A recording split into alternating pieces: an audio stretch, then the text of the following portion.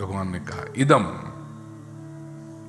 ये अति सरल है ज्ञान। दो बात है, उपदेशक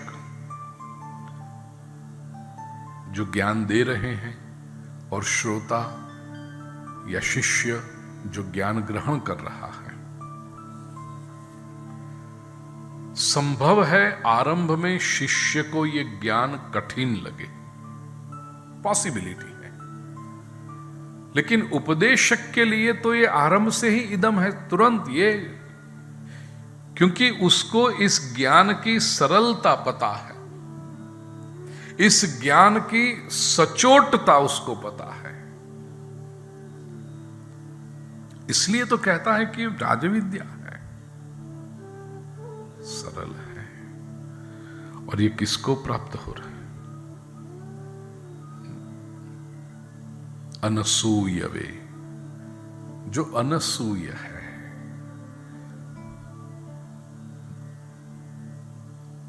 ईर्ष्या और असूया का अंतर समझ लें।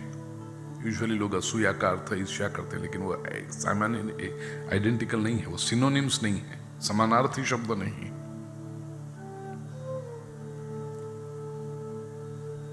ईर्ष्या किसको कहते हैं? ईर्ष्या का अर्थ है दूसरे का विकास, दूसरे की प्रगति देख न पाना, उसको ईर्ष्या कहते हैं, जेलसी। कि हमसे कोई आगे बढ़े, हमसे कोई अधिक संपन्न हो जाए, वो सहन नहीं हो पाता, उसको कहते हैं ईर्ष्या। असूया क्या है? असूया का अर्थ है दूसरे के गुण में भी दोष देखने की वृत्ति, उसको कहते हैं असूया।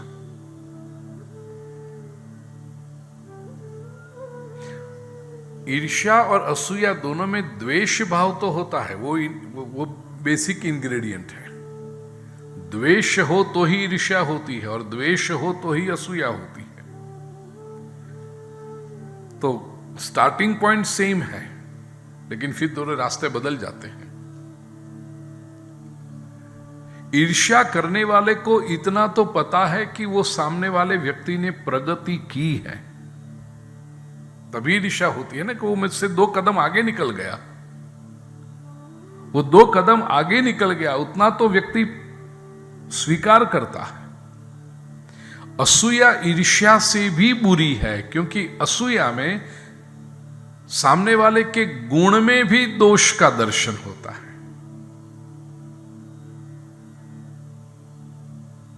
एक दृष्टांत अभी श्रीमद् भागवत में से मेरे मन में आ रहा है।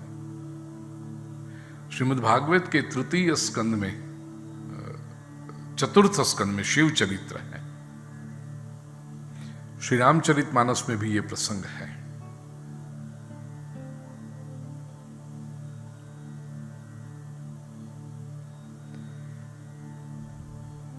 शिव और सती,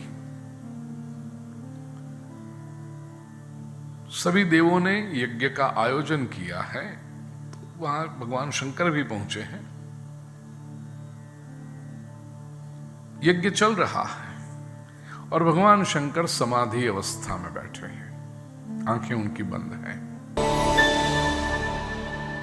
सती के पिता अर्थात भगवान शंकर के श्वशुर दक्ष प्रजापति, उनको भी निमंत्रण था। अब ऐसे जो कुछ लोग स्वयं को बहुत बड़ा समझते हैं ना, उनमें कुछ आदतें ऐसी होती हैं कि उनको महत्व मिलना चाहिए, इंपॉर्टेंस मिलना चाहिए, और महत्व अधिक मिले इसके लिए वो लोग कुछ युक्तियां करते हैं, प्रयुक्तियां करते हैं। उनमें एक युक्ति बड़ी पॉपुलर है, लेट जाना, देरी से जाना। So called big people, so called VIPs, वो कभी समय पे नहीं आते। एक माना गया है ऐसा कि VIP कौन है? VIP तो लेट ही आएगा ना, वो थोड़ी समय पे आएगा। समय से पहले तो आने का समाज ही नहीं होता उसका, VIP लेट आते हैं। तो इसका अर्थ एक ऐसा हुआ कि यदि आपको VIP बनना है तो लेट जाओ, ये रास्ता है नहीं सही। दक्ष ने ऐसा माना कि मैं थोड़ी पहले से जाके बैठूंगा, सब आ गए हो, कार्यक्रम चल रहा हो, लोग प्रतीक्षा कर रहे हो, कब आएंगे कब आएंगे कब आएंगे, और हमारी एंट्री पड़े, तब तो महत्ता है। दक्ष जानबूझकर देरी से गए, विलंब से गए। अब दक्ष के पास संपत्ति है, सत्ता है, तो लोगों ने देखा कि दक्ष आए हैं, तो सब देवता लोग खड़े होकर के दक्ष का आदर करने लगे, सम्मान करने लगे। शिवजी उस समय समाधि अवस्था में थे, तो शिवजी के नेत्र बंद थे, उनको पता नहीं क्या हो रहा है आसपास। सब देवता दक्ष का स्वागत करने के लिए खड़े हुए, शिवजी न हुए खड़े, और दक्ष ने आकर देखा कि हाँ सब खड़े। और मनुष्य का मन ऐसा है, अभाव में मन पहले जाता है। 5000 लोग खड़े हुए, उनकी ओर दक्ष का ध्यान नहीं गया, एक शिवजी बैठे हुए थे, वहां पर दक्ष का ध्यान गया। ये बैठे हुए हैं, ओ ये तो मेरा जमाई है, सब लोग मेरा सम्मान करें और मेरा जमाई मेरा सम्मान न करे। दक्ष को क्रोध आ गया, और दक्ष ने क्रोध के आवेश में आकर पता नहीं क्या क्या अनाप शनाप बातें शिवजी के बारे में बोलना शुरू कर दिया। वो कथा श्रीमद् भागवत में है, रामचरितमानस में है। यहां जो हमें समझनी है बात प्रिय स्वजनों, वो दक्ष ने ये नहीं देखा कि शिवजी समाधि में बैठे हैं। दक्ष ने ये देखा कि खड़ा होकर के मान न देना पड़े, सम्मान न देना पड़े, इसलिए शिवजी आंखें बंद करके बैठ गए। गुण में भी दोष देखा, इसे कहते हैं असूया। सच पूछो तो ईर्ष्या या तो निंदा जिसको हम कहते हैं, इसमें द्वेष तो होता है, असूया भी होती। इसलिए निंदा करने वाले लोग क्या करते हैं, सामने वाले व्यक्ति के गुण होंगे ना, उसकी भी टीका करते हैं, उसको भी क्रिटिसाइज करते हैं, दोष देखते हैं। एक चाचा जी अपने भतीजे को गांव से ले आए, उसको पढ़ाया लिखाया, बिजनेस सिखाया, काम पे लगाया, और फिर भतीजा अपने तरीके से बहुत प्रगति की। 5-10 साल में तो इतना आगे बढ़ गया, एक के बदले 5 दुकानें कर दी, व्यापार कारोबार इतना बढ़ा दिया। गाड़ी तो थी लेकिन इंपोर्टेड महंगी वाली गाड़ी ले आया। तो किसी दूसरे रिश्तेदार ने, संबंधी ने आकर के इस चाचा के पास बैठते हुए कहा, चाचा जी कुछ पता चला है? कहते क्या? वो तुम्हारा भतीजा जिसको तुम गांव से ले आए थे, पढ़ाया लिखाया, बहुत अच्छा काम आपने किया, देखो उसने कितनी प्रगति कर ली है, नई इंपोर्टेड महंगी वाली गाड़ी लेकर आया है वो। चाचा कहने से उसके सारे धंधे जानता हूं मैं। बात आई जलने की, सारे धंधे जानता हूं। ये क्या किया? गुण में भी दोष देखा। ये असूया है, और वो असूया से ईर्ष्या या ईर्ष्या से असूया प्रकट होती है गुण में, और उससे निंदा फिर आरंभ हो जाती है। असूया अस्ति इति असूयुः न असूयुः अनसूयुः तस्मै अनसूयवे। गुणेषु दोषाख्यापनम वृत्ति ही असूया। गुण में भी दोष देखना। अब इससे क्या होगा? भगवान कहते हैं अर्जुन तू अनसूय है, दोष दृष्टि तेरे में नहीं है, इसीलिए ये गुह्यतम ज्ञान देता हूं। अर्थात यदि तेरे में असूया वृत्ति होती तो ये ज्ञान तुझे नहीं देता। क्यों? क्योंकि जो गुण में भी दोष देखता है, वो श्रेष्ठ से श्रेष्ठ ज्ञान उसको दिया जाए तो उसमें भी वो दोष निकालेगा। उसे वो श्रेष्ठ ज्ञान के ऊपर विश्वास नहीं आएगा।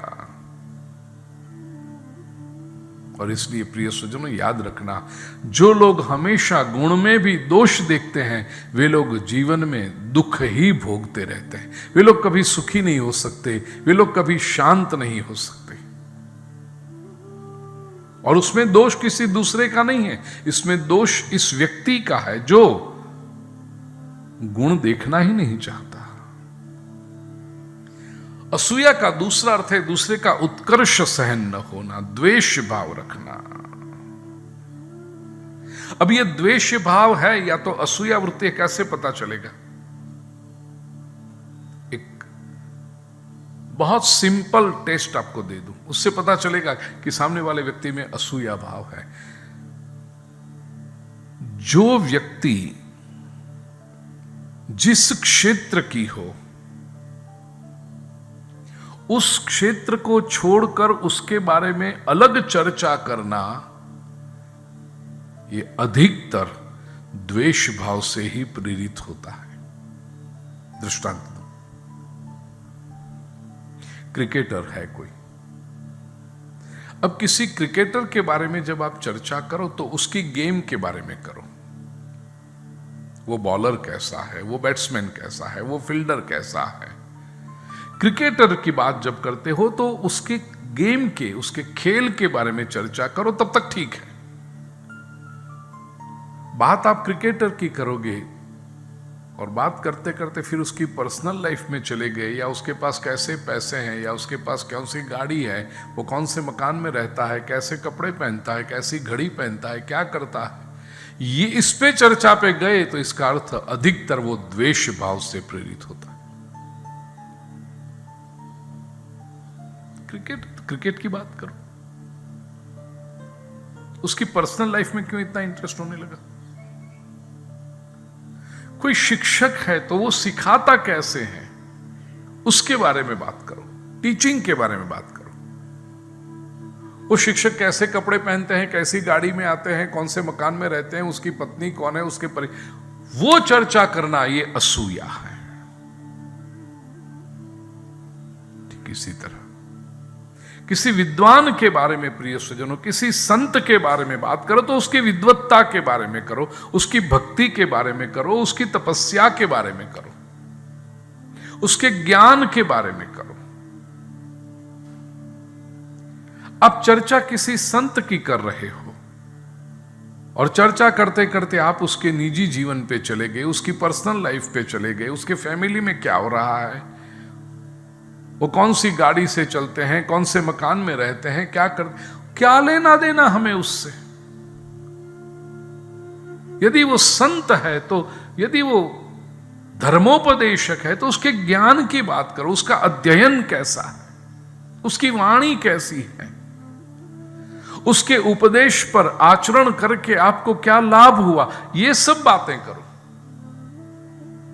अधिकतर लोग वो बातें नहीं करते।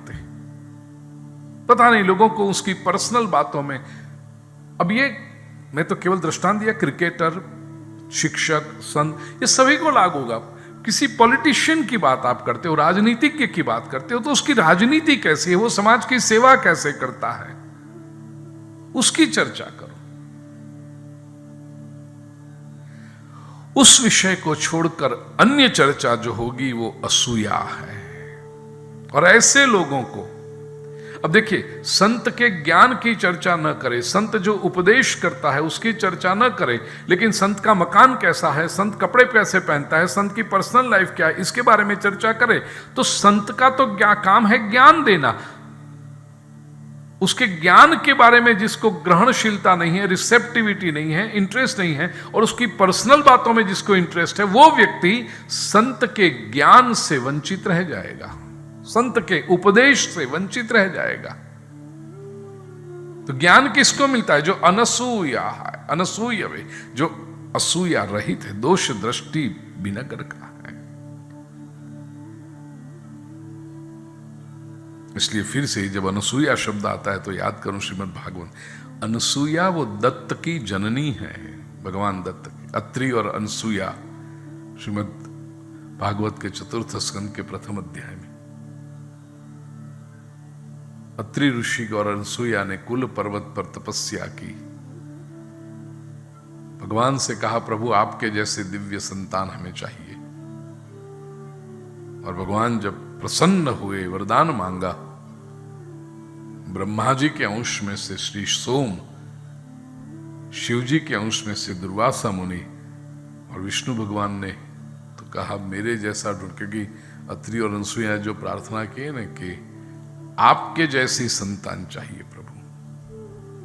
प्रजा जो चाहे, प्रजाम आत्म समाम मह्यम प्रयच्छतु इति चिंतयन, आत्म समाम तो विष्णु भगवान ने सोचा मेरे जैसा ढूंढने कहां जाऊं, चलो मैं ही आ जाता हूं। दत्तो मया अहम इति यद भगवान सदत्तः, भगवान विष्णु स्वयं दत्त का अवतार लेकर के अनसुईया के पुत्र बने हैं। क्यों? क्योंकि अनसुईया असूया रहित है, भगवान उसी के वहां संतान बन के आते हैं। सच पूछो तो अनसूया भाव ही धार्मिकता की आरंभ की स्थिति है। जहां तक असूया है तहां तक द्वेष है, वहां तक बैर भाव है, वहां तक अशांति है, शिकायत है। तो इसका यदि हम समन्वय अब करें तो विश्व के तरफ दो दृष्टि से देख सकते हो आप। एक असूया,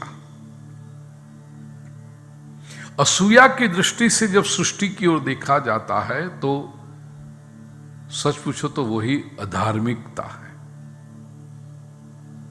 और ऐसे ही लोग ज्ञान के अनधिकारी होते, उनको ज्ञान का अधिकार नहीं होता। और दूसरा दृष्टिकोण है अनसूया, वही धार्मिकता है। सबके गुण देखना, गुण में दोष क्यों देखें हम, सभी के गुण देखें, यही धार्मिकता है। और ये गुण ग्राहक जो हो, गुण दृष्टा जो हो, अनसूय दृष्टि जिसकी हो, वही ज्ञान का अधिकारी होता है, वही ज्ञान पा सकता है। बात ऐसी है प्रिय स्वजनों, ये दोनों एक साथ में नहीं हो सकता। व्यक्ति एक होगा तो दूसरा नहीं होगा। बस जिसकी असूया दृष्टि है वो अनसूय नहीं हो सकता, और जो अनसूय है वो असूयावान नहीं हो सकता।